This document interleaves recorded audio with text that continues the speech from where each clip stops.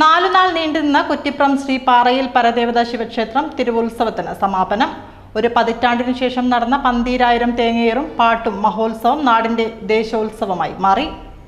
വിവിധ ദേശങ്ങളിൽ നിന്നായി കടത്തനാടിന്റെ പുണ്യഭൂമിയിലേക്ക് ഭക്തജനങ്ങൾ ഒഴുകിയെത്തി.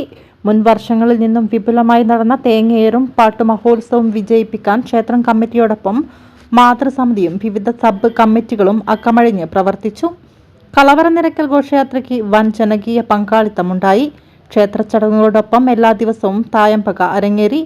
3-ാം നാളിൽ ബത്തേരി ഗണപതിവട്ടം ആധ്യാത്മിക സമിതിയുടെ ആഭിമുഖ്യത്തിൽ പൊറഞ്ചേരിയില്ലം ഉഷ അന്തർജനം നയിച്ച ഭഗവത്ഗീതാ പാരായണം ശ്രദ്ധേയമായി.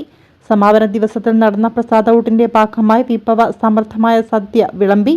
രാത്രി അത്താഴപൂജയ്ക്ക് ശേഷം കേളോത്ത് വിനോദ് മാരാറുടെ നേതൃത്വത്തിൽ കടത്തനാട് പഞ്ചവാദ്യ സംഘം അവതരിപ്പിച്ച പാണ്ടിമേളത്തോടു കൂടിയ എഴുന്നള്ളിപ്പ് ശ്രദ്ധേയമായി.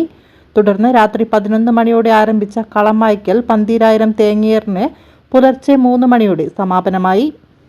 തുടർന്ന് ദൃശ്യവിരുന്നൊരുക്കിയ വെടിക്കെട്ടോടെ തിരുവുത്സവം സമാപിച്ചു. ക്ഷേത്രം തന്ത്രി കാട്ടുമാടം അഭിനവ് അനിൽ നമ്പൂതിരിപ്പാടിന്റെ നിർദ്ദേശപ്രകാരം പേരൂർ ദാമോദരൻ നമ്പൂതിരിപ്പാട്, ക്ഷേത്രം മേൽശാന്തിമാരായ കുന്നമംഗലം രാജേഷ് നമ്പൂതിരി, കൊഴുവിൽ വാസുദേവൻ നമ്പൂതിരി, ചെറുവറ്റ ഗോപി നമ്പൂതിരി, ശ്രീധരൻ നമ്പൂതിരി, ബാലുശ്ശേരി കെ രാമചന്ദ്രക്കുറുപ്പ് എന്നിവർ കളമെഴുത്തും പാട്ടും ചടങ്ങുകൾക്ക് നേതൃത്വം നൽകി.